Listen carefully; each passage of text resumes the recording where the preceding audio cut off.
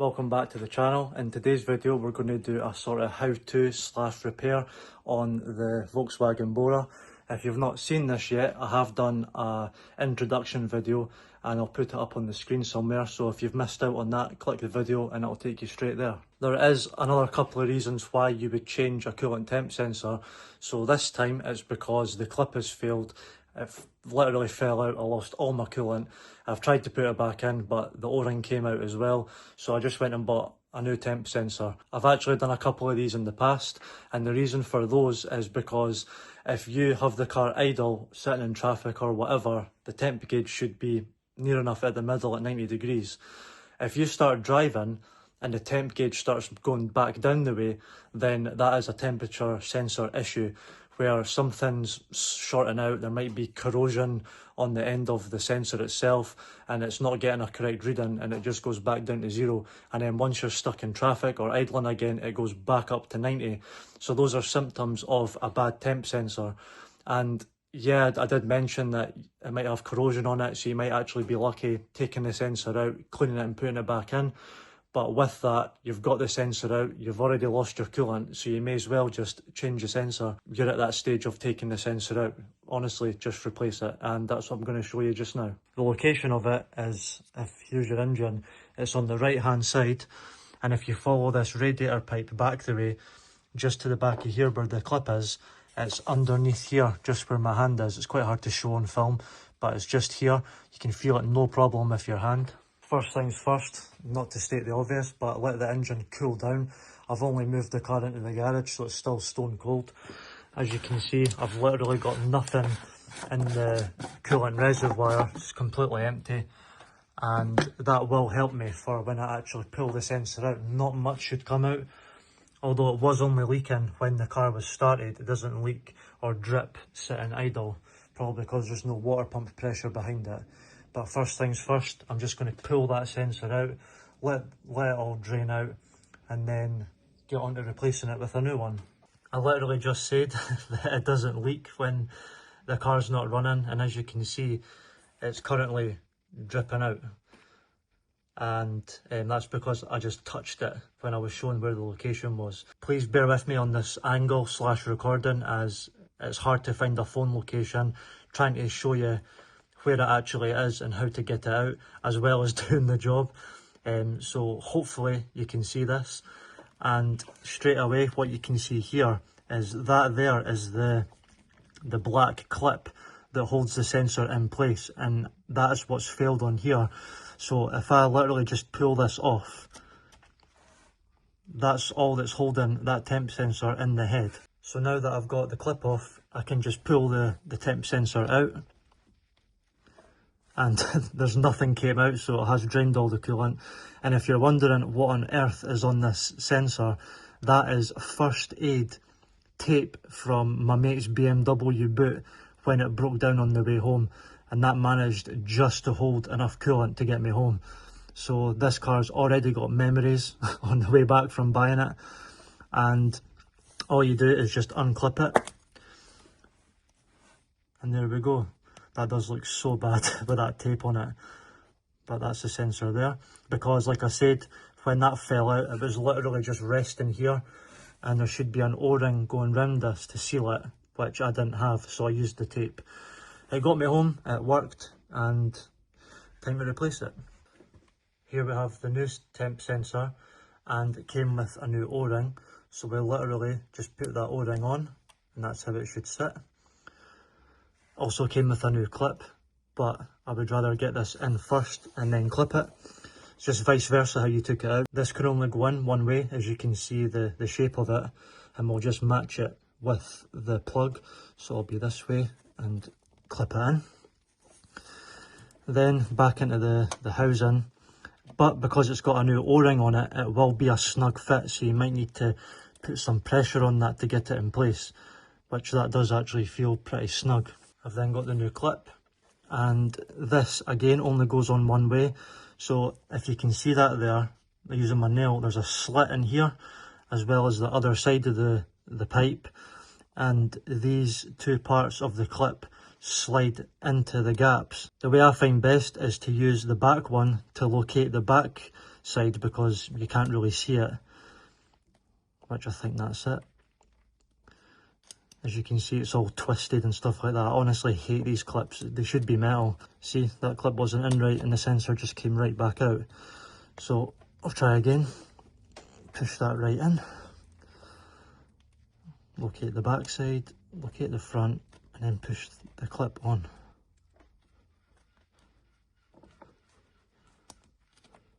So I feel like that clip's in place. Can definitely see it's on that side. So difficult to feel around the back, but I can feel that that is clipped in. Give the sensor a pull, that is solid. So there's no way that's coming out. So I would say that's in, that's a success. So now it's just a case of topping the car up with coolant. And for coolant, I just got this eBay special antifreeze in the same colour that was in the car. That is something important. If your antifreeze is blue or green, then use that colour. This one, there was pink/red that was in it, so I'm just using the same. I've heard that the wrong colour can cause damage, but I've not actually personally heard of any of my mates or horror stories with that, so I'm just sticking to the same colour. And because it's concentrate, I'm using a 50-50 method, so I'm just going to get a jug, 50% water, 50% coolant, and top the whole system up. I just found an old screen wash bottle, which is ideal because it's the same size as the coolant. So I'm just going to put half of this in here, fill the rest of that up with water, and then that gives me a good idea of how much the car is using, because I'm pretty sure this car has a 5 litre coolant capacity anyway, and then I can use it for future for topping up the car with the same mixture.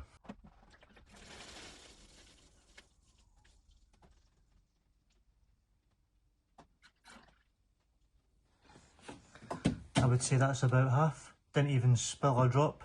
Professional. Because there was literally no coolant in it and it's been pretty dry, I'm not going to start the car then top it up. I'm just going to put some in here till it's over max and then I'll start it.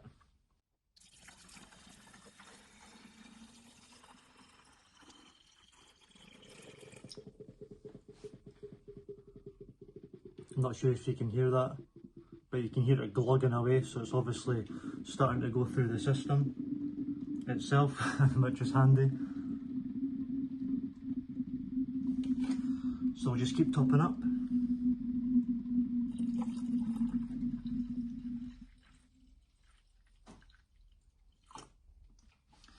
So that's maybe an inch over max, and just thinking about it there, it's only lost the coolant from the head. The radiator and everything will still be full. Even if I put some pressure on the radiator hoses, I can't really hear anything. So I'll start the car up and keep an eye on the coolant level as well as the sensor to make sure it's not leaking. Another good tip to do when bleeding a system is when the car is running, make sure your blowers are on. This way it helps bleed the system and gets the bubbles out of the reservoir. So if you set that, I think this is still loading as you can see here, might need to start the car first. Just put it to hot and the blower's on, it's actually off. So I'll put the blowers maybe halfway, set them to high, and then that'll also help with the bleeding. So we'll start it up and watch the temp sensor as well as the reservoir.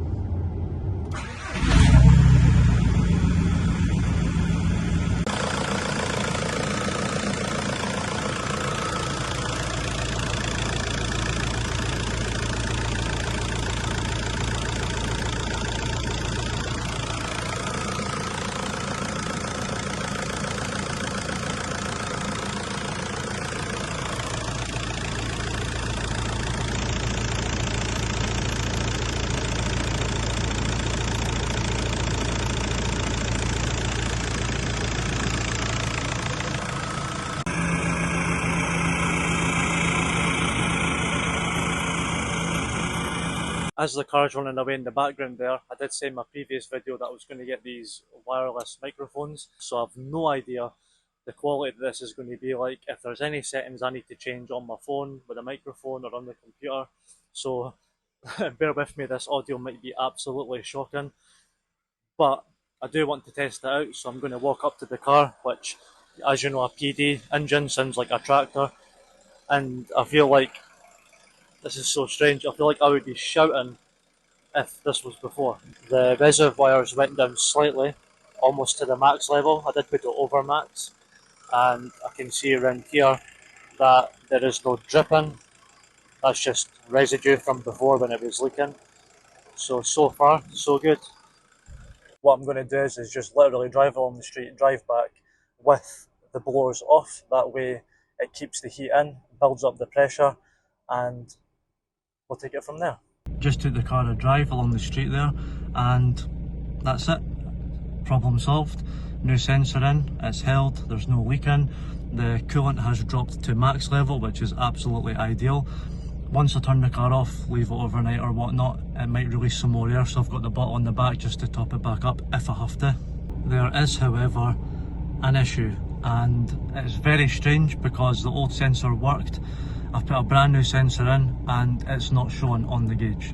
The car is completely up to temperature, all radiator hoses are absolutely roasting hot, and it is still sitting at 0 degrees. Yeah, that's another issue for another day. And we are back. As you can tell, it has been over a week, and I'm actually gutted to say that the car temperature sensor issue still hasn't been resolved. I have tried, I've diagnosed a lot of things.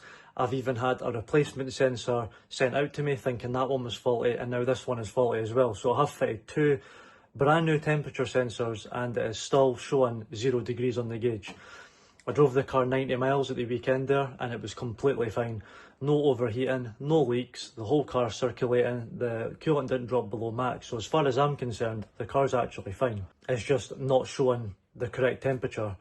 And something I said at the start of this video is that if your temperature starts rising when you're sitting still, which mine did in traffic, and you start driving and the temperature goes back down to 0, you have a temperature sensor issue.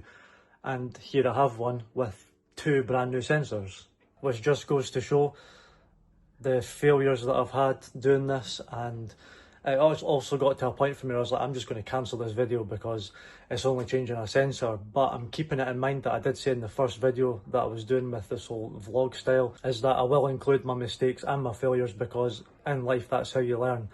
Without that, you're not going to know how to diagnose things, how to dive into it, how to find out other things. So that's why I'm including this video, because someone out there might be looking for a different way to do something or something else to try, and this video might help them out. So that's why I'm putting it out there. I've been that guy, certainly, that I've watched hundreds of videos, read through all the forums, and I find nothing, and then out of nowhere I find one picture that's got barely any interaction in it, and that's what's helped me out. So I'm sticking this video up anyway, just in case you see something that helps you out. It did get to a certain point for me where I was like, I'm just giving up, because I went as far as checking the sensor wiring. If there was some sort of fuse out for the cluster, I didn't know, but I checked anyway. I took the thermostat out, made sure that was working, which it was. And I got to a point where I was like, I'm just going to ask the internet and see if anybody can help me. And honestly, I was totally blown away. I made a little TikTok video, uploaded it, and I'll stick this up here as well. Internet mechanics, I need some help with my 2002 Volkswagen Bora PD130. As you can see there, I had a temperature sensor in my hand which was leaking.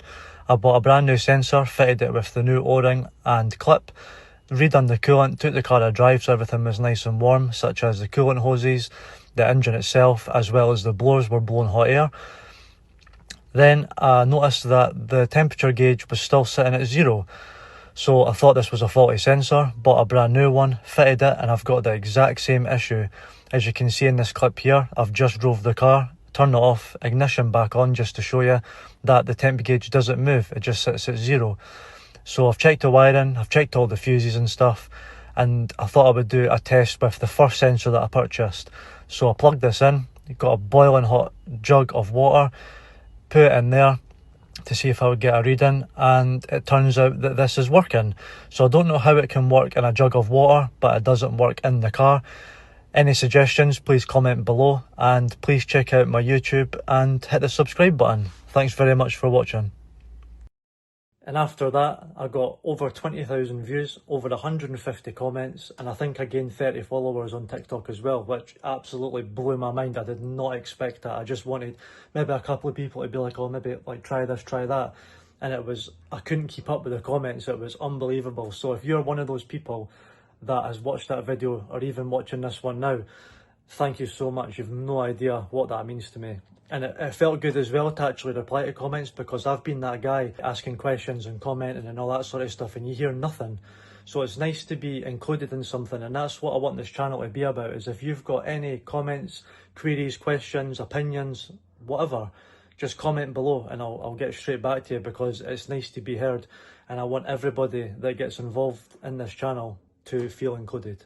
Long story short, because I don't want the end of this video to be a ramble, I will get a new sensor, I will fit it, and it will fix the problem. I know that, I'm sure it will. Again, just to reassure the people that said thermostat on the TikTok video, about 90% of people said thermostat. And you know what's funny is I didn't even think about the thermostat affecting the temperature sensor. So there you go, like I learned something as well, because I didn't put two and two together when I clearly should have. And took that out as well, tested it, it was opening and boiling water. And in the car, when the car's just started and it's warming up, all the hoses apart from the thermostat one are warm. And then after a while of idling and warming up, you can feel the hot water coming through, and then the whole system starts to work. And it's working as it should, it's just not shown on the gauge. I won't make a further video about this, about changing the sensor and putting another one in and stuff like that. I'm just going to fix it, and then that'll be it. And I just hope that this video does somewhat well and help someone out. Speaking of helping out, just to end off this video, if you haven't subscribed already, just please hit that subscribe button. You've no idea how much it helps out a small YouTuber like myself. And also, if you haven't, check out the Instagram. I'll put the name here, as well as a link in the description that'll take you straight there. And that's where I put all my photos and updates and things like that. And speaking of updates, I've got some big updates to share with everybody. I was planning on doing that week just past there, but obviously this whole temperature thing's taken over. With this video now uploaded, I can move on to the bigger and better things that are happening. So apologies for the delay in video, I've finally done it. And yeah, if you're watching just now, please subscribe, follow the Instagram, and I'll see you in the next one.